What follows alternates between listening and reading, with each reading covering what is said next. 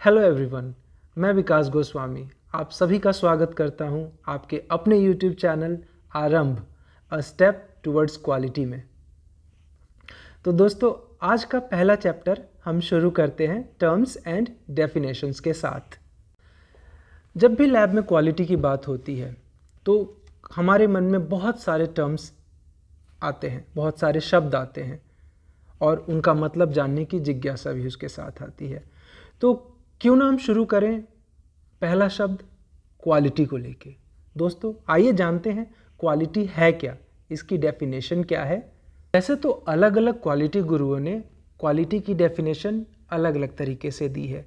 जैसे कि जुरान साहब कहते हैं quality is fitness for use, और क्रॉसबी साहब कहते हैं कन्फर्मेंस टू द रिक्वायरमेंट। सुनने में ये वाक्य अलग लगते हों, लेकिन इनका मतलब एक ही है। सिंपल भाषा में कहें तो क्वालिटी का मतलब है कस्टमर की ज़रूरत को समझना और उसको पूरा करना। Understanding customers need and fulfilling their requirement. अब क्वालिटी को हम लैब के नज़रिए से कैसे समझेंगे? जो पेशेंट हमारे पास आते हैं उन्हें एक लेबोरेटरी से क्या चाहिए? पेशेंट हमें ब्लड देता है और पैसा देता है, बदले में उसे रिपोर्ट चाहिए। अब वो रिपोर्ट किस तरीके की चाहिए? तो पेशेंट की एक्सपेक्टेशंस होती है कि वो जिस भी लैब में जाए उसे टेस्ट जो हैं वो कम प्राइस पे मिले, एक्यूरेट मिले, रिलायबल मिले, टाइमली मिले। जो भी टाइम हम निर्धारित करते हैं, जो टैट हमने डिफाइन किया है, उस टैट के भीतर मिले। तो ये है लैब क्वालिटी का मतलब। तो अब ये हम अश्योर कैसे करेंगे कि पेशेंट को जो रिपोर्ट मिल रही है वो रिलायबल है, वो एक्यूरेट है, वो प्रिसाइज है? तो इसे वेरीफाई करने के लिए हम यूज़ करते हैं IQC material, internal quality control material. क्या है ये इंटरनल क्वालिटी कंट्रोल मटेरियल? क्या है? तो दोस्तों, इंटरनल क्वालिटी मटेरियल एक नोन वैल्यू का सैंपल होता है जिसका मैट्रिक्स ऑलमोस्ट पेशेंट के सैंपल के जैसा ही होता है। तो जब भी हम कंट्रोल मटेरियल सिलेक्ट करेंगे, हम ये हमेशा अश्योर करेंगे कि जो मटेरियल हम ले रहे हैं वो उसका मैट्रिक्स वैसा ही हो जो जिस तरीके का सैंपल हमें टेस्ट करना है। जैसे अगर हम सीरम के लिए कोई कंट्रोल मटेरियल ले रहे हैं तो हमारे कंट्रोल मटेरियल का मैट्रिक्स सीरम जैसा ही हो या सीरम ही हो। अगर यूरिन के लिए ले रहे हैं तो यूरिन ही हो। अब हमने तो इंटरनल कंट्रोल रन करके खुद को अश्योर कर लिया कि हम पेशेंट को एक्यूरेट, रिलायबल और प्रिसाइज रिपोर्ट दे रहे हैं, लेकिन पेशेंट कैसे मानेगा? पेशेंट को कैसे पता चलेगा कि कौन सी लेबोरेटरी से उसे एक्यूरेट, रिलायबल और प्रिसाइज रिपोर्ट मिलेगी? तो यहाँ आता है NABL का rule. NABL national accreditation board for testing and calibration laboratories. जैसा कि नाम से ही पता चलता है, NABL एक अक्रेडिटेशन बॉडी है और इसका अक्रेडिटेशन ये अश्योर करता है कि लैब प्रिसाइज, रिलायबल, एक्यूरेट और टाइमली रिपोर्ट प्रोवाइड करती है। तो अब सवाल आता है कि अक्रेडिटेशन क्या है? अक्रेडिटेशन एक फॉर्मल प्रोसेस है जहां एक इंडिपेंडेंट या थर्ड पार्टी एजेंसी, ऑर्गेनाइजेशन ये वेरीफाई करने के लिए किसी दूसरे ऑर्गेनाइजेशन का इवैल्यूएशन करती है कि ये ऑर्गेनाइजेशन डिफाइंड क्वालिटी या स्टैंडर्ड्स को फॉलो करता है, उसको पूरा करता है या नहीं। लैब में ना कुछ शब्द होते हैं जो बहुत ही फ्रिक्वेंटली यूज़ होते हैं और उनका मतलब समझने में बड़ी दिक्कत होती है क्योंकि वो एक ही जैसे लगते हैं। जैसे डॉक्यूमेंट्स एंड रिकॉर्ड्स। अब डॉक्यूमेंट भी पेपर पे लिखा हुआ है, रिकॉर्ड भी पेपर पे लिखा हुआ है।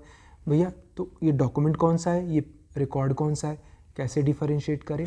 तो बड़ा ही सिंपल है। डॉक्यूमेंट का मतलब होता है एनी रिटन इंफॉर्मेशन। जो भी रिटन इंफॉर्मेशन है, जो लिखित इंफॉर्मेशन है, वो डॉक्यूमेंट है।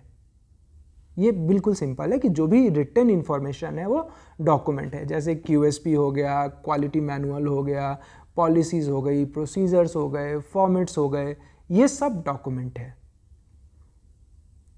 अब फिर रिकॉर्ड क्या है? Record any historic document which has been kept as an evidence is record. तो जो भी डॉक्यूमेंट जिसे हम यूज़ कर चुके हैं और उसे एविडेंस के तौर पे रख रहे हैं, उसे सबूत के तौर पे रख रहे हैं, वो रिकॉर्ड है। जैसे डेली IQC, कैलिब्रेशन का डेटा, टेम्परेचर मॉनिटरिंग का डेटा, इकास का डेटा, ये सब क्या है? रिकॉर्ड है। जो भी फॉर्मेट्स हम भर देते हैं वो रिकॉर्ड में कन्वर्ट हो जाता है, वो रिकॉर्ड में कन्वर्ट हो जाता है। जब तक वो खाली है दैट इज डॉक्यूमेंट, लेकिन जब हम उसे भर दिया तो वो रिकॉर्ड में कन्वर्ट हो गया। देखिए, डॉक्यूमेंट में चेंजेस किए जा सकते हैं लेकिन रिकॉर्ड में चेंजेस नहीं किए जाते। रिकॉर्ड के साथ कोई भी छेड़छाड़ नहीं कर सकते। अब अगले शब्द जो एक जैसे हैं वो है एक्यूरेसी एंड प्रिसीजन। बड़ा फ्रीक्वेंटली यूज़ करते हैं हम इन दोनों शब्दों को एक साथ। एक्यूरेट रिपोर्ट चाहिए, प्रिसाइज रिपोर्ट चाहिए। मतलब क्या है भैया? एक्यूरेसी का क्या मतलब है और प्रिसाइज का क्या मतलब है? तो एक्यूरेट का मतलब होता है closeness to the true value, to the actual value. तो वैल्यू ट्रू वैल्यू या एक्चुअल वैल्यू के जितने नज़दीक है वो है एक्यूरेसी। अब प्रिसीजन, प्रिसीजन की डेफिनेशन है क्लोजनेस टू ईच अदर, ठीक है, या क्लोजनेस टू रेप्लिकेट वैल्यूज़।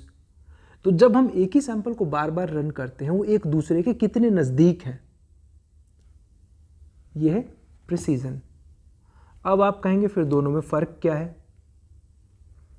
तो दोनों में फ़र्क ये है कि एक्यूरेसी जो है वो ट्रू वैल्यू के कितने पास है, एक्चुअल वैल्यू के कितने पास है, ये एक्यूरेसी बताती है। और सैंपल अपने रेप्लिकेट वैल्यू के कितने पास है, अपने रिपीटेडली रन करने के बाद एक दूसरे के कितने पास है, वो प्रिसीजन बताता है। हम सभी ने डार्ट खेला होगा, अगर नहीं खेला तो एटलीस्ट हमने टीवी पे या बुक्स में तो देखा ही होगा। बुल्स आई भी कहते हैं उसे, कहा है। एक आर्चरर, एक निशानेबाज जिस बोर्ड पे निशाना लगाता है उस बोर्ड को कहते हैं डार्ट। उस डार्ट के सेंटर में जो पॉइंट होता है उसको कहते हैं बुल्स आई। और वो बुल्स आई जो होता है हर आर्चरर निशाने का टारगेट होता है। तो ठीक उसी तरीके से हमारी लैब में भी जब हम मीन के आसपास रीडिंग लाते हैं तो वो हमारे लिए हो जाता है एक्यूरेट। और जब वैल्यूज़ एक दूसरे के जितने आसपास आती हैं वो हो जाता है प्रिसीजन। तो ये फ़र्क है एक्यूरेसी और प्रिसीजन में। फिर भी दोस्तों अगर आपको कोई डाउट है तो आप कमेंट्स में लिखकर हमें बताइए, हम आपको ये डाउट दोबारा क्लियर कर देंगे अगले सेशन में। अब अगले शब्द हैं वैलिडेशन एंड वेरिफिकेशन। फ़र्क क्या है वैलिडेशन और वेरिफिकेशन में, ये समझ लेते हैं। एक बड़ा ही सिंपल सा एग्जांपल है इसको समझने के लिए। हम सभी के घर में मम्मी खाना बनाती है। अब मम्मी खाना बनाती है तो आप सभी ने नोटिस किया होगा कि जब भी मम्मी खाना बनाती है ना तो खाना बनाने के बाद क्या करती है, थोड़ा सा हाथ पे लेके चख के देखती है। तो ये जो प्रोसेस है चखने वाला, इस प्रोसेस को कहते हैं वैलिडेशन। फिर वो खाना हमें देती है, हम उसे खाकर बताते हैं कि खाना सही है या नहीं, मतलब खाने में नमक मसाला सही है या नहीं। ये वेरिफिकेशन हो गया। अब इसी को लैब के नज़रिए से समझते हैं। जैसे किसी मैन्युफैक्चरर ने एक रिएजेंट बनाया, अब उस रिएजेंट को बनाने के बाद वो उसको वैलिडेट करता है, वो चेक करता है कि उस रिएजेंट से सही रिपोर्ट मिल रही है, एक्यूरेट और प्रिसाइज रिपोर्ट मिल रही है। अब वो जब मशीन बेचने आता है या जब रिएजेंट बेचने आता है तो हमसे कहता है कि हमारी रिपोर्ट बहुत ही प्रिसाइज है, बहुत ही एक्यूरेट है, और वो प्रिसीजन वैल्यू दे देता है कि हमारा CV जो है वो 2 से नीचे रहता है, 1 से नीचे रहता है, 5 से नीचे रहता है, इस तरीके से। अब उसने तो वैलिडेट करके हमें दे दिया, अब हम क्या करेंगे? अब हम उसके चैलेंज को वेरीफाई करेंगे। तो वो सारे प्रोसेस हम दोबारा से लैब में करते हैं। तो जो मैन्युफैक्चरर ने वो जो प्रोसेस करके बताया कि उसका रिएजेंट जो है वो रिलायबल है, प्रिसाइज है, उसी प्रोसेस को हम अपनी लैब में वेरीफाई करते हैं, जिसको वेरिफिकेशन कहा जाता है। तो जब एक मैन्युफैक्चरर अपनी स्टडी को वैलिडेट करता है तो वो कुछ स्टडी करता है, जैसे linearity, inter precision, carry over, inter instrument, inter laboratory comparison. तो उस प्रोसेस को कहते हैं वैलिडेशन। और जब वही प्रोसेस एक लैब प्रोफेशनल, एक लैब टेक्नीशियन अपनी लैब में, यानी कि जो बायर है जिसने वो रिएजेंट खरीदा है, जब वो ये सारी स्टडीज़ करके precision, accuracy and linearity, carry over को वेरीफाई करता है, इस प्रोसेस को कहते हैं वेरिफिकेशन। तो जो मैन्युफैक्चरर करता है वो वैलिडेशन हो जाता है, और जो बायर करता है वो वेरिफिकेशन हो जाता है। अब लैब में अगर कोई हम मेथड डेवलप करते हैं या फिर कोई टेस्ट डेवलप करते हैं, ठीक है, तो उस टेस्ट के लिए हम पहले वैलिडेशन करेंगे। जैसे हमारे R&D डिपार्टमेंट्स में होता है, हम पहले टेस्ट को वैलिडेट करते हैं और फिर उसको वेरीफाई करते हैं, वेरीफाई करा के आगे प्रोसेस करवाते हैं। तो दोस्तों आज के लिए बस इतना ही। यदि आपके मन में कोई सवाल, कोई क्वेश्चन, कोई क्वेरी हो तो आप हमसे पूछ सकते हैं। हम आपके सवालों के जवाब नेक्स्ट सेशन में ज़रूर देंगे। नीचे दिए गए कमेंट सेक्शन में आप टाइप कीजिए, अपने क्वेश्चंस पूछिए, और अगले सेक्शन में हम आपके जवाब के साथ हाजिर होंगे।